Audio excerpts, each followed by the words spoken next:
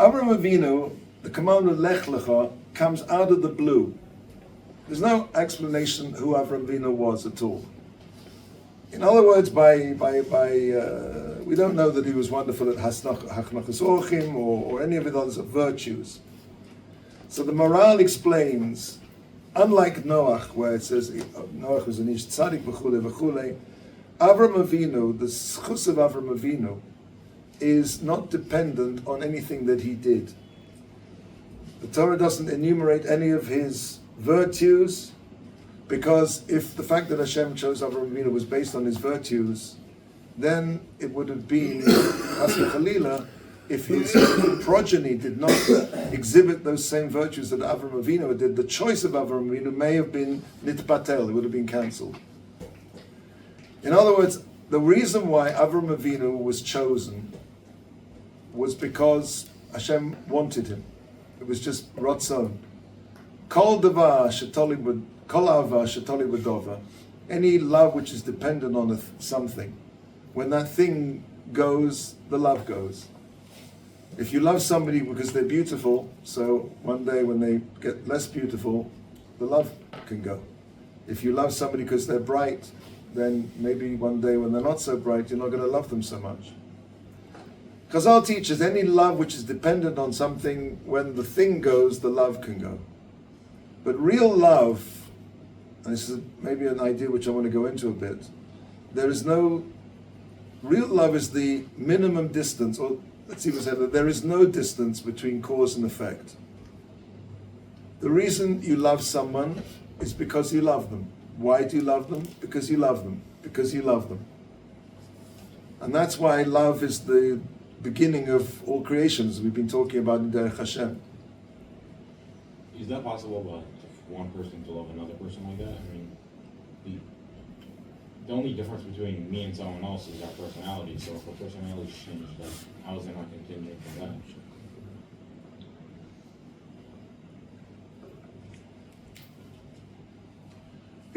If their personality changes, you mean if somebody chas v'chalil becomes a sugar? Yeah, or anything. You can still love that person. Maybe like kids or parents, relatives is the only example where it's genetically. If you love them because they're genetically, that's. I wanted to say more than that. I think that you see that Hashem wanted Abraham for no reason apart from the fact that he loved him. The love wasn't based on any reason. The love was, so to speak, self-perpetuating and self-created, so to speak. It was a thing. That's Avram loving Hashem, or Hashem? That's Hashem's love for Avram Avinu, and that's why the Ramban. And it was not because he was a tzaddik. It was not. Not because and in a sense, if you think about it, comes a bit from a subject we talked about at Sukkot, of the idea of the Arava. Why does the Arava have its own day? The Arava has nothing, right? The Yalkut Shimoni would says that the Esrog is the Jew with Ma'asim Tovim and Torah, and the Hadass smells nice and he has Ma'asim Tovim, doesn't have any Torah, and then the date, the palm, has taste, he has Torah, but no Ma'asim. The Esrog has absolutely nothing. Sorry, not the Esrog. The Arava has absolutely nothing. And yet Hashem has a love for that Arava, the Arava Jew, based on nothing else apart from the fact that he loves us. Not because we're doing good, not because we're learning Torah, not because there's an indescribable, deepless, a love without depth which has no reason. This is something which is a metzius in the world, something called love. I don't know, I have this picture in my head, maybe I don't know if it will communicate to you or not, but I remember when I was very young, we lived in Hampstead Garden suburb in London, and there was this shoe shop. Back in the day in shoe shops, they said these x-ray machines, and the crazy used to put their foot in, look at them, I can see all my toes. I mean, they got rid of those pretty quickly, but they were highly dangerous. But anyway, this shoe shop, you walked into this shoe shop, and in the front of this shoe shop, as you walked in, there were two mirrors, like kind of facing each other. And there was like a feedback effect. You hear the same thing with a microphone, they call it feedback or howl round. The the cause and the effect just goes on and on and on forever. There's sort of have a picture in my mind that there's some things which don't have a beginning and they don't have an end. They don't have a reason. The reason is the cause is the reason. That is the love that Hashem had for Avraham Avinu. It wasn't based on anything, and that's why Avraham Avinu is not introduced in any way. It just says Lech Lecha. Avraham is chosen by HaKadosh Baruch Hu without any reasons whatsoever, and as we say, that means that what we inherited from Avraham Avinu, with the Bnei Avraham Avinu, is that Hashem will always, at a certain level, I mean, of course, like a parent with a child, a parent is much happier when his child does what he wants, what the parent wants, succeeds in the ideas, and he fulfills, so to speak, the parent's aspirations for the child. But the love of a parent for a child is something which goes beyond, you do what I want you to do and I'll love you.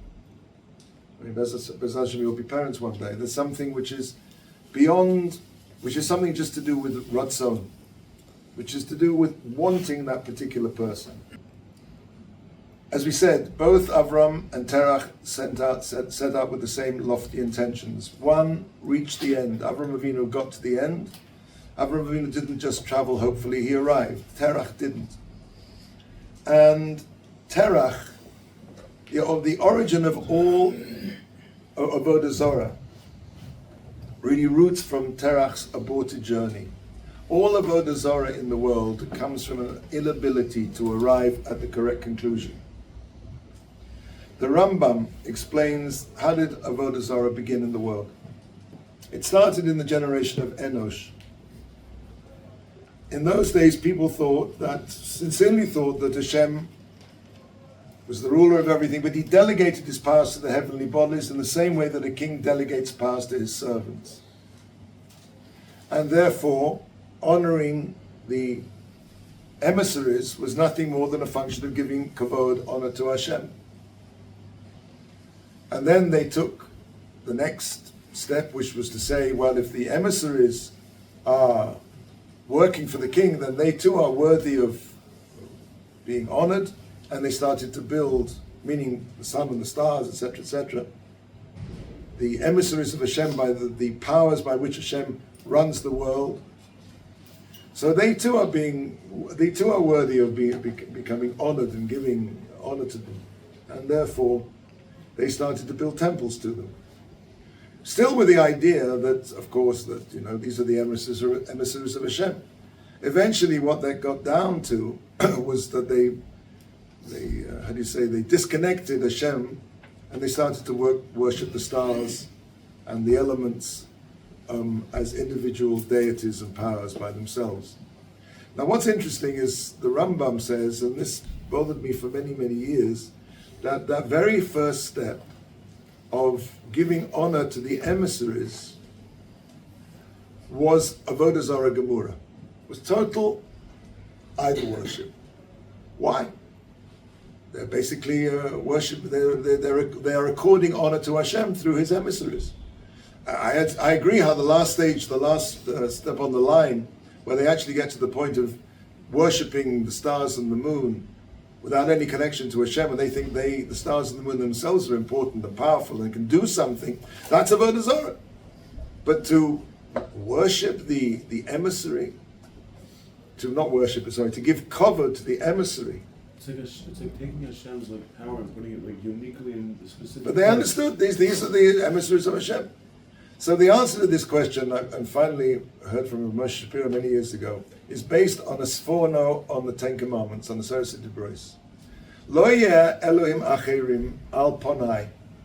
You should not have other gods al ponai. What does it mean, al ponai? On my face. The mashal is like this. Let's say that Donald Trump, let's say that, what's his name, Vance, what's his first name? J.D. Vance turns up at Lord Airport, right? And the band's there and everything, all the soldiers are there, and they all strike up, hail to the chief or whatever it is. That's great covered, right? Who are they being mechabed? Essentially, they're being mechabed the United States, who is personified as Donald Trump. But Donald Trump isn't here. Okay, so all the cover is being given to J.D. Vance in place of Donald Trump. Now that would be the greatest cover in the world to Donald Trump, with one exception: if Donald Trump steps out of the plane after J.D. Vance.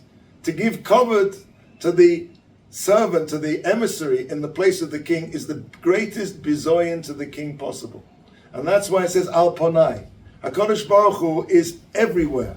How are you giving honor to my emissaries when I'm Bakol Mokum B'Shaveh?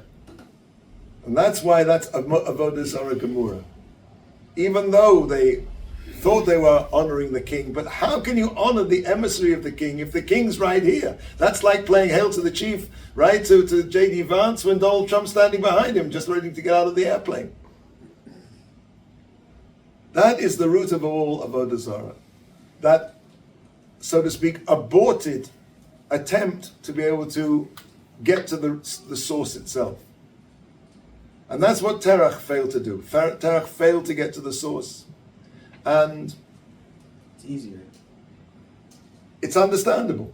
It's easier, it's more accessible. But he failed to... On the other hand, we have to understand what it was that Abraham did right, because we're his descendants, and that's our mission. So, Well, we also tell us because Abraham came from Terah. yes, but that's what I wanted to say. That Terach, the death of Terach, is placed immediately before Lech Lecha, and Terach lived many years later. Okay. So that's really, Terach really died chronologically way after Lech Lecha. Why did the Torah put his death before Lech Lecha? To show you that was the end of an entire way of thinking, the end of the Avodah Zarah of Terach, as we know the story of him, Avramina, smashing up the idols. Because those idols, so to speak, represented, on a deeper level, this idea of honoring the emissaries in the place of the king. Kodesh Baruch Hu said, it says, Elo tolos shemayim v'aretz behiboram. Behiboram is Osios ba'Avraham. Elo tolos shemayim v'aretz. Hashem created all of the heavens and the earth for someone called Abraham. Be'Avraham, behiboram be'Avraham. In other words, as you were saying, that Abraham looked into the stars, and there's a famous medrash that said that Avram Avinu was like a traveler walking along the way, and he saw a bira dolekes. Bira dolekes literally means a bira, like a palace or a large building. Dolekes means, well, the two pshatim. Dolekes could mean illuminated. In other words, Avram walked around the world, and he saw it's impossible that this world doesn't have a manhig, doesn't have somebody who's running it. You can't say it's just all falling into place. It makes no sense whatsoever. There's a famous story about Isaac Newton. Isaac Newton, the famous English physicist, who apparently believed in God. But he had a friend who was this frum atheist. There's no way you could crack him. So Newton had this in his study, something called an orrery. I don't know if you've seen these in museums. An orrery is a kind of, they used to make them out of brass, like a model of the solar system, with the sun in the middle, and the planets, they kind of all are on these brass rings, right? You've seen them? And so this atheist came into Newton's room, and he said, that's beautiful. Who made that? So Newton said, 1 second, you haven't seen anything yet. He says, you see that little knob on the side? Push that knob. So this atheist goes over and pushes the knob, and the whole thing whirls into life. The moons are going around the planets, and the planets are going around the sun, all absolutely, accurately representative. So he said, that's amazing. Who made it? So Newton said, no one. He said, okay, very well. Who made it? No one. Come on, who made it? He said, this you insist has to have a maker. But this, the universe, so infinitely more complex and beautiful, that you insist has no maker. So Avraham Avinu saw the world as a bira dolekis. So Bira Delekis means on one level, he saw it as an illuminated palace, meaning it's not possible this world is so lit up so beautifully. And he said, it's impossible for this world that it doesn't have a balim, a master. And when he made that step of understanding that it's impossible for the world to just fall into existence, at that point HaKadosh Baruch Hu revealed himself and said, I am the Mati, so to speak. The Medrash says that Hashem peeked out of one of the windows in the palace, and he said, I am the master of the palace. In other words, you're right, that Avraham Avinu made that step to go beyond what he can see, beyond the stars, and say, I'm sorry, this doesn't make sense. This has to have something at the very top, at the very center of it. Now, Ramosh Shapiro used to say there's another understanding of Bira Dolekis. Dolekis can also mean a blaze. He saw the world as a Bira Dolekis. When you burn something, you take something down to its absolute original, minimal components. Avraham Avinu saw that everything in the world was actually all one. He saw it as a palace which was, so to speak, reduced to carbon, reduced to the smallest particles. He saw the unity of everything in the world. Being as it may, we are the inheritors of Avraham Avinu, and we are the ones who've been in charge with this concept of going beyond the terachs of this world, beyond the Avodah Zarah. We are the inheritors of that mission. Let's move on. Well, okay. The Torah says that Hashem created the world. What's the look here? What's the posik? Ki sheishis yomim. Remember this? Osa Hashem es hashamayim va'aretz es hayom es kol asher bom. Ever made Kiddush on Shabbos morning? Sounds familiar. You made this, guys, hundreds of times probably, or you heard it probably thousands of times. What does it mean? Ki sheishis yomim. What should it be? 6 days. That's not grammatically correct. It should be ki. Thank you. B'sheishis yomim. I don't know. Maybe they left the bait out here and checking your chumash. Ki sheishis yomim. What does that mean? So the Maharal explains that Hashem, if it had said ki b'sheishis yomim, that means that the world, so to speak, was created in 6 days, and then, so to speak, that was all there was to do. That would have left no room for Shabbos. In other words, it's not just, Shabbos is not just because Mimela everything is finished. Shabbos comes along and it completes. Shabbos comes along and it is mafsik. It stops all activity. It's not just that there's a Shabbos because you know something, there's nothing left to do. Shabbos is the shleimus of the creation. The real reason,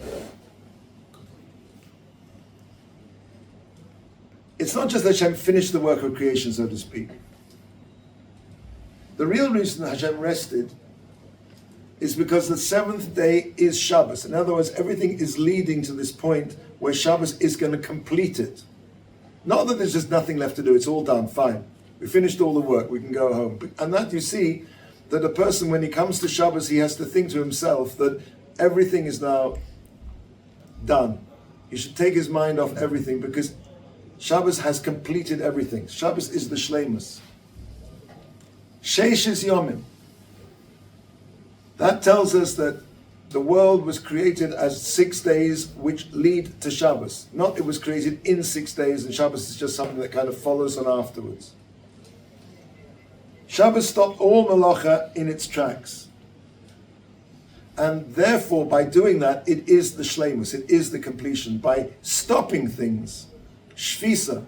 In modern Hebrew, the word for a strike is a, what's it called? I forgot now. Shvisa.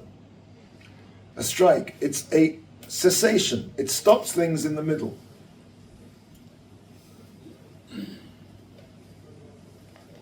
It It's not so much that Shabbos is a prohibition of work, it is the completion of all malacha.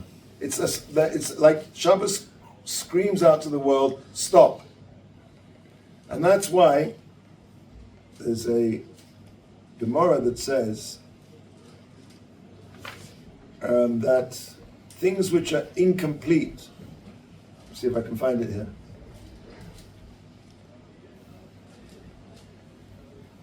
Yeah, this is the Maharal. It says in Bereshis Rabbah, Chazal say, Shebe'erev Shabbos bein hashmoshes, Bara Kodesh Baruch Hu Shadim.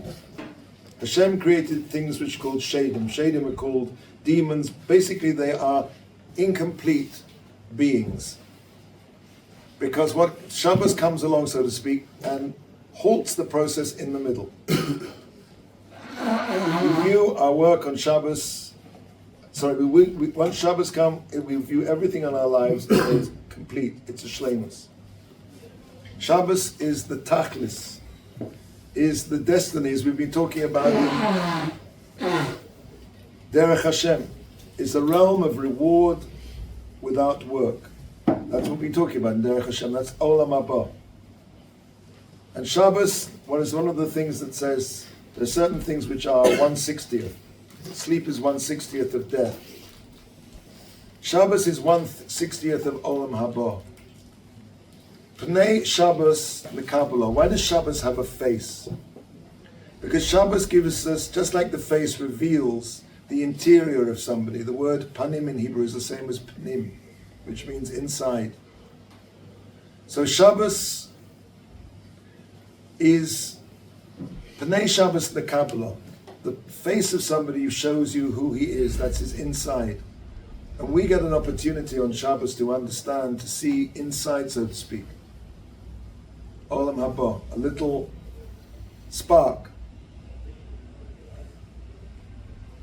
There's a Chazal say that Hashem to Klal Yisrael, I have a matana tova b'ginosai, a good present in my storehouse, my treasure house. Shabbos Shmo, and Shabbos is its name. Why is it a matana tova? Aren't all matanas good? Why is it a good matana? A present is good, isn't it? It's the matana tova for the same reason, that it's possible for us to get a little bit of that same feeling of what Olam Haba is. That is just like Olam Haba is the ultimate tachlis, the ultimate destination which we're headed for. So Shabbos is the ultimate destination of the week.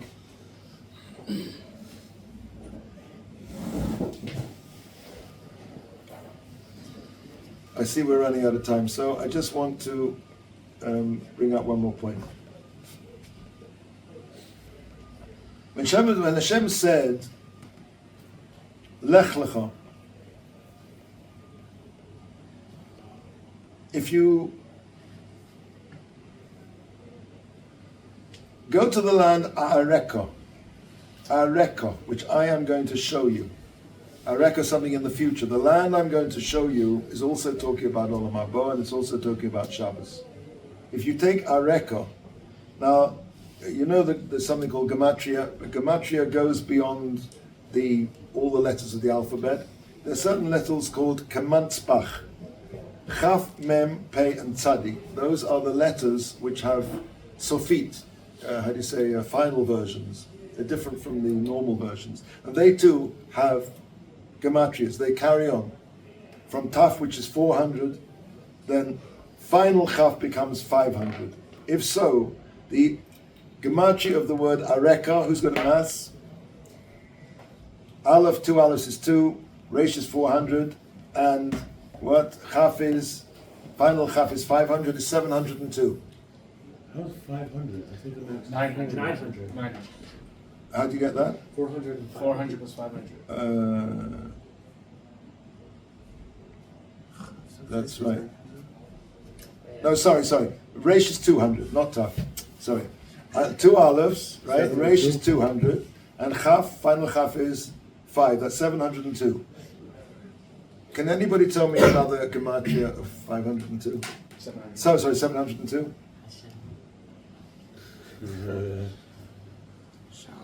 Oh, Shabbos. Shabbos is Shin is what?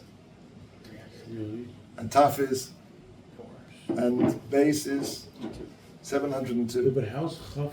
Because it's the end gets more Yes, credit? the final letters, Kemanspach, Chaf, Mem, Nun, Pei, and Tzadi all have final versions, right? They're like the different letters. The end is. The end letters, Sofit, Nun Yeah. Sofit, Chaf Sofit, Tzadi Sofit. So they too have their own gematrias. They carry on after Tav.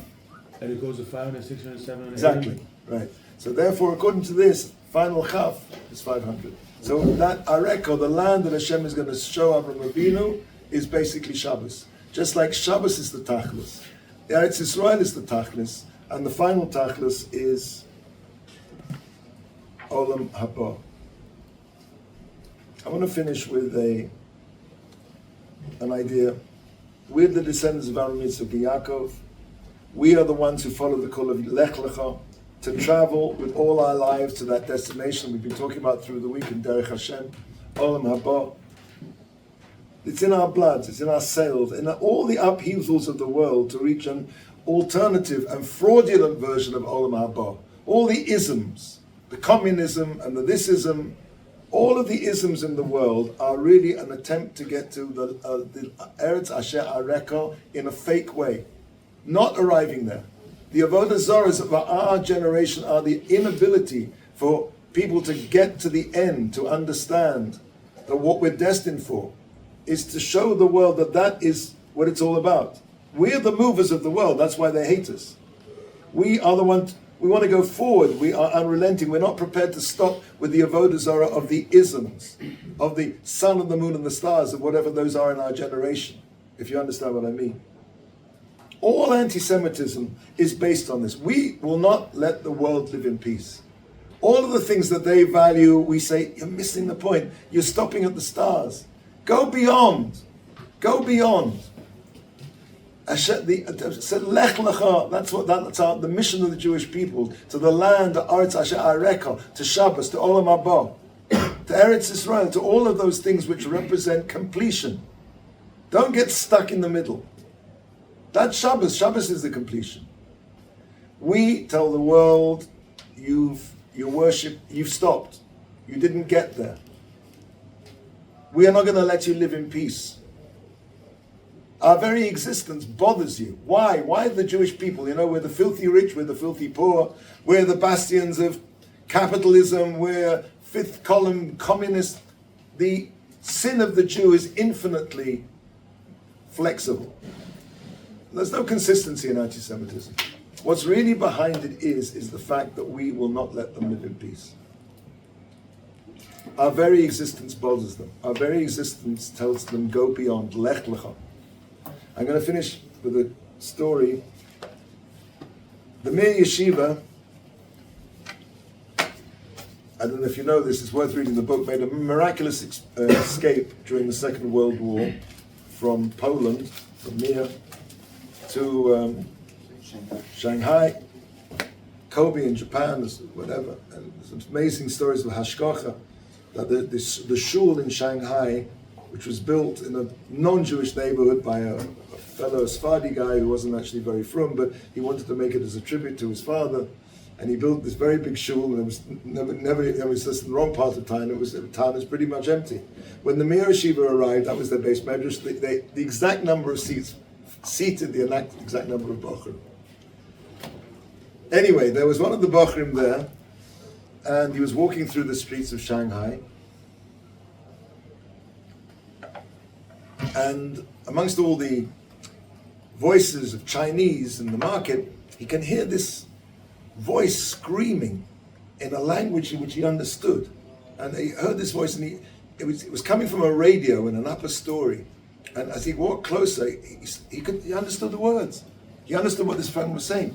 He was saying, this voice was screaming, "Come, let us rid ourselves of this people, of this nation, who will not let us live in peace."